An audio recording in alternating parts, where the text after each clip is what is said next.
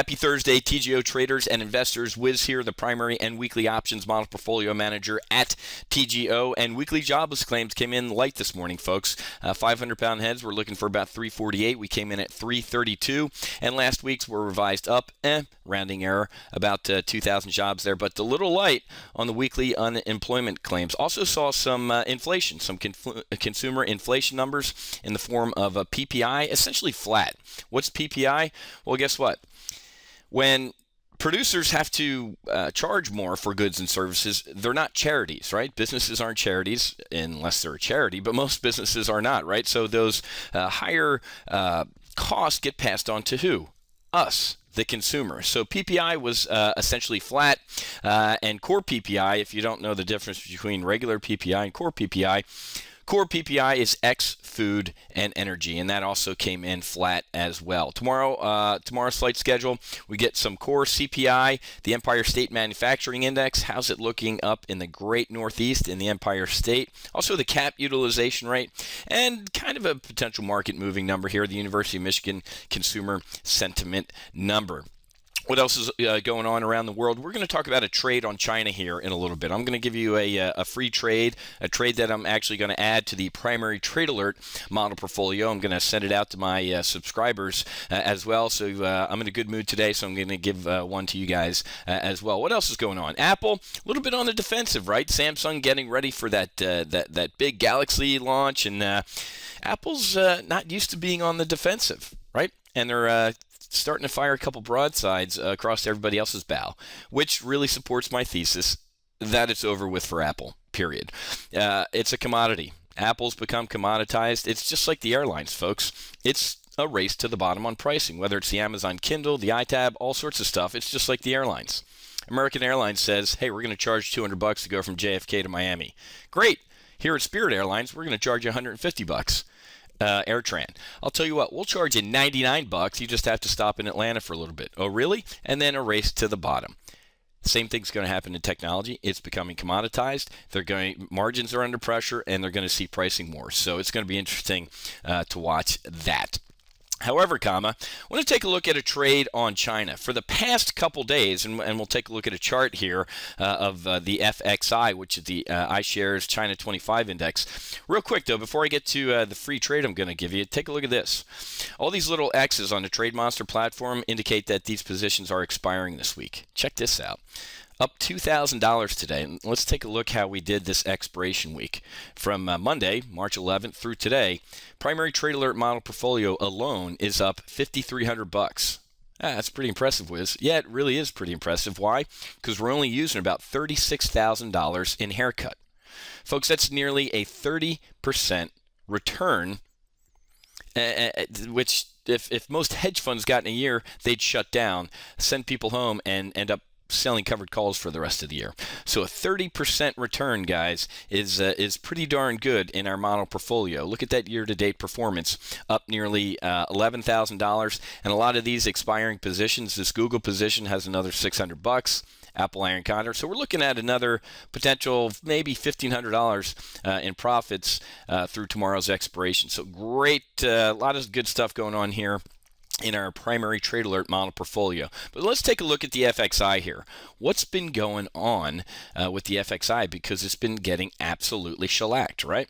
Look at this. Look at this slide for life that we've seen over the past couple weeks. Why?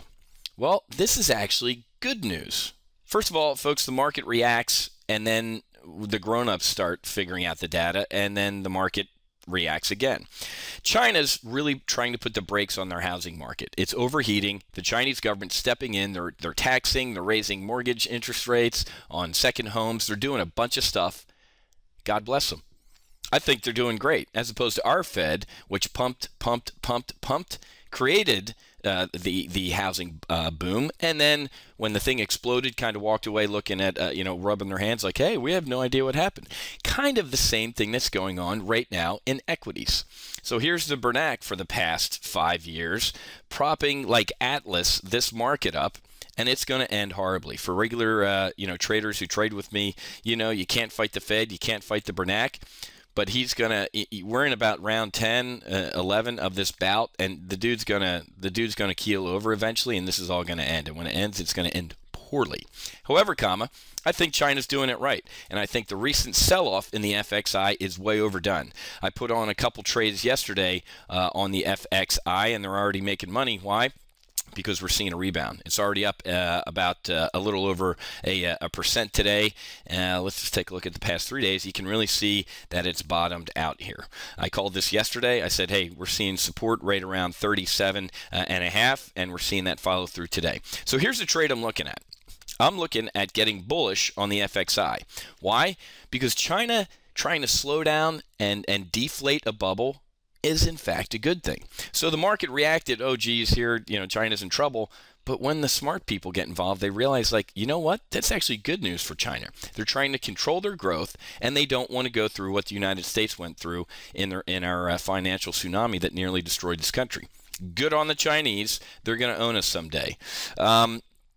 So here's what I'm looking at. I'm looking at a bull put spread out to April. So I have April selected, and I'm going to take a look at the 37s. I really think there's support around the 37 level, and then I'm going to click Create Spread, and then I'm going to click on Vertical, because this is what is called a vertical spread, a bull put spread, or what?